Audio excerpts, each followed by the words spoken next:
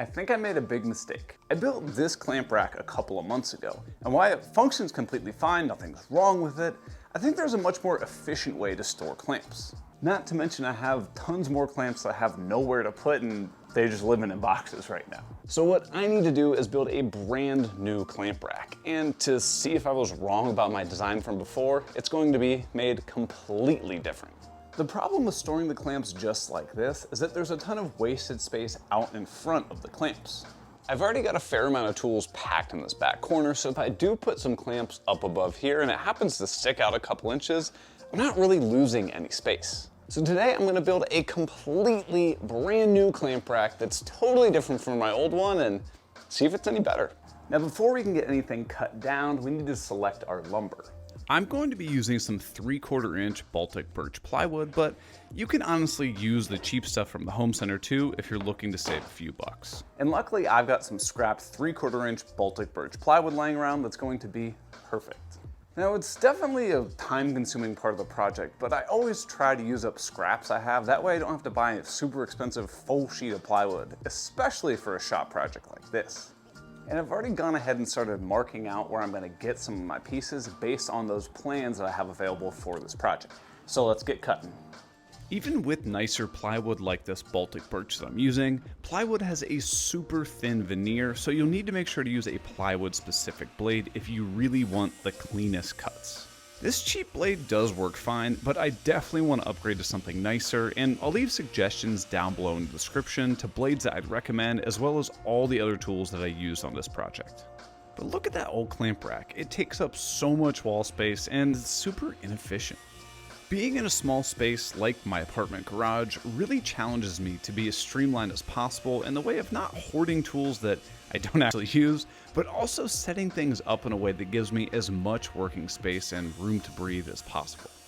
And while it really is a challenge to work off of one single outlet where I have no access to the breaker panel, blowing the circuit breaker during the middle of the cut is the reality that I live in. Well, there you go. You want honesty of how it's like working out of an apartment garage with one 15 amp circuit?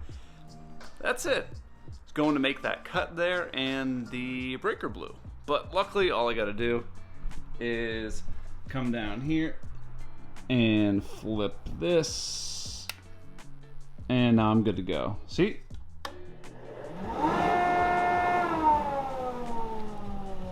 Now let's get back to some cutting. This has been a huge problem since the day I moved into this garage. There are times like this where no matter how many times I reset that trip breaker, can't get the damn thing to start.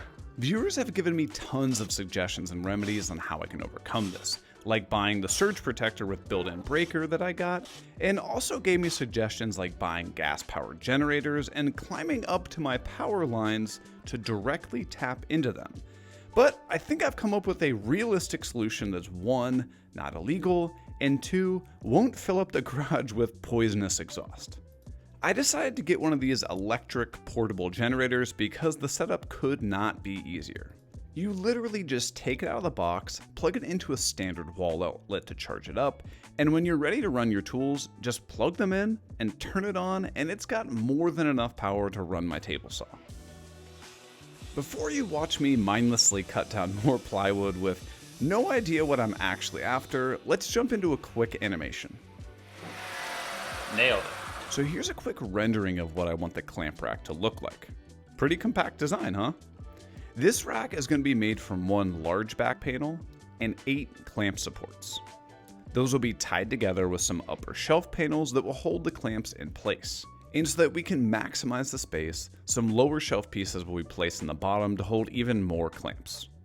I want to focus my attention on these angled support brackets right now, so let's jump back into the shop and get to work. So with all those pieces cut down according to the cut list, the pieces I want to grab first are these 4, and we're going to cut down the support brackets that are going to be holding the clamps.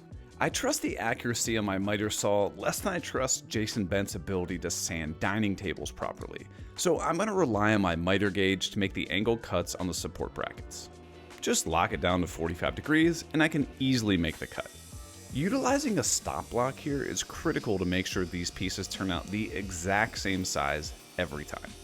Just cut one to final size, then grab the offcut, toss it back on the miter gauge, push it against the stop block, and you've got dead-on precision without any repeated measuring.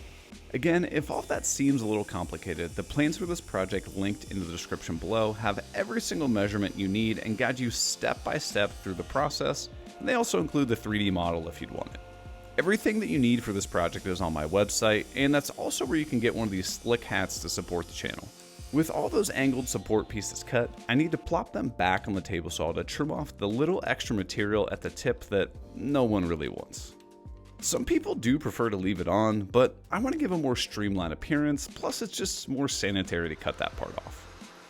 With just the tips of the support brackets properly trimmed with surgical precision, the last pieces that I need to focus on are the lower shelves.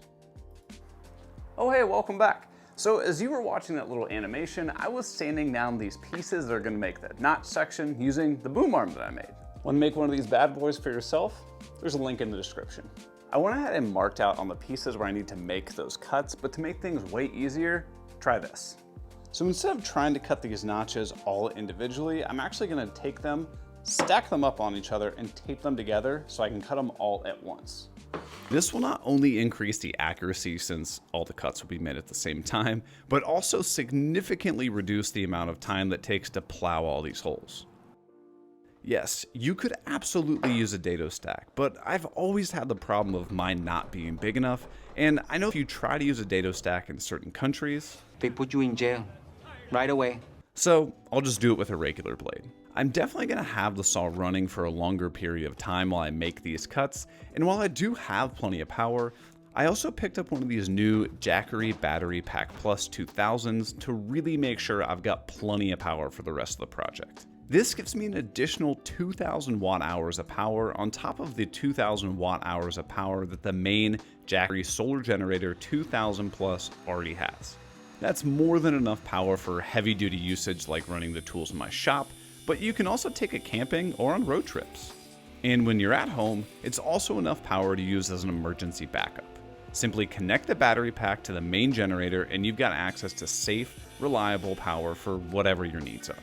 To welcome the new member SG2000 Plus to the Jackery family, from June 19th to July 10th, Jackery wants to hook up my subscribers with a special code. Use the code PLUS-SPENCLEY to get a 10% off discount on Jackery Official and Amazon for these options listed below. Jackery also has a great app that allows you to monitor everything going on with your generator and battery pack, which is super convenient. So check the links in the description to get your Jackery Solar Generator 2000 Plus before the special offer runs out, and big thanks to Jackery for sponsoring this video. To keep things safe while I cut all those notches, I clamped the pieces to my miter gauge to make sure they did not move at all during the cut. All it takes is a few passes, slowly moving the piece after each cut, and those notches are cut out, no problem. So with those notches cut out, I can grab some of these side support brackets and then work on attaching this clamp holding piece right about here. But instead of having to perfectly measure out exactly where these pieces go, I just cut a couple scrap pieces that are the exact same measurement. Utilizing scrap pieces like this make repeated tasks effortless, and while you absolutely could get super fancy with the joinery you choose, I'm just going to pre-drill and countersink some holes before firing in screws. I'm incredibly thankful for how much this channel has grown in the last few months, and I'm really getting close to being able to quit my day job and replace my full-time income with this channel. While there is absolutely no pressure, if you're someone who wants to get exclusive merchandise, get behind the scenes updates that I don't share anywhere else, get massive discounts off everything on my website, have private video chats with me, and watch all my YouTube videos before they release to the public, consider joining my exclusive Patreon community that's linked down in the description below. You can also pick up standalone merch or project plans if you'd like to support me on my goal to take this channel full time, but as always, there is no pressure. Just enjoy the videos. So after I set these pieces on the workbench, I look back over here behind me where I have all my other pieces for the project, and saw they had two more of these triangles, and I couldn't figure out where they go. And then I remembered that, because I have the plans that tell me everything, these guys go right here. So let's put the tops on them now. The tops go on with more screws, and if you are someone that constantly runs into plywood splitting when you drive in screws, I really encourage you to try buying some of this Baltic birch stuff with much more layers of material. Yes, it's more expensive, but it's significantly more dense, it's flatter, there aren't random nails embedded on the inside, and there aren't a ton of voids and spots without glue like the junk plywood from the big box stores. Trust me, once you get your hands on this stuff, you won't want to buy anything else. This might seem like a little overkill with all the screws, but with over 25 clamps resting on this thing, I don't want to risk it falling on me, like your mom. Next, I need to attach all the individual shelves to the back panel. So I just cut scrap pieces of ply to wedge between the components and everything will be perfectly spaced. And if you're looking for a podcast to fill perfect space in your day, consider checking out the podcast Off the Cut that I do every week with my friend Zach from Zach Builds. Every week, we get together to talk about everything from woodworking, running a business, content creation, and answer all of your questions. We even get some guests that you likely know to hang out with us too and get them to confess some pretty funny stories from time to time. Jason Grissom wants to know, can you share a time from your younger years that you look back on and think, what in the hell was I doing? Anybody got one? Oh, is this for everybody? Sure. I got a good one. Okay, go man, for it. Okay, yeah, go for it. All that drilling That's what she said. does a number on my batteries, so I'll grab my cordless tool batteries and plug them into charge while I move on to the next step of the build. Now that the construction of that clamp rack is all finished, I need a way to protect it from all those clamps bumping up against it every time I'm taking a clamp on and off the rack. On virtually every shop project that I make, I always cover it with this Total Boat Halcyon. It's super durable, super easy to apply, and you can recoat it in about an hour. And you can absolutely brush or roll this finish on, but to make things a little easier and faster, I'm gonna use this cheap spray gun that I got. I picked this cheap thing up from Amazon and honestly, it works really well for my needs. I'll leave a link to it in the description as well as all the other tools that I used down below. And to help you out on all your projects, I've even compiled some coupon codes to help you save a few dollars too. You're welcome. I was able to spray on each coat in just about 45 seconds each and don't have to worry about any annoying brush marks. But once all that was finished, all that's left to do is get this thing mounted to the wall. You absolutely want to make sure that this is mounted directly to a stud since it's going to be holding so much weight. And don't be a jabroni. Make sure it's level too. As hard as it is for me to admit, my other clamp rack is definitely not the best design. This is a substantially better use of space, and you get more clamps on this one in a much tighter volume.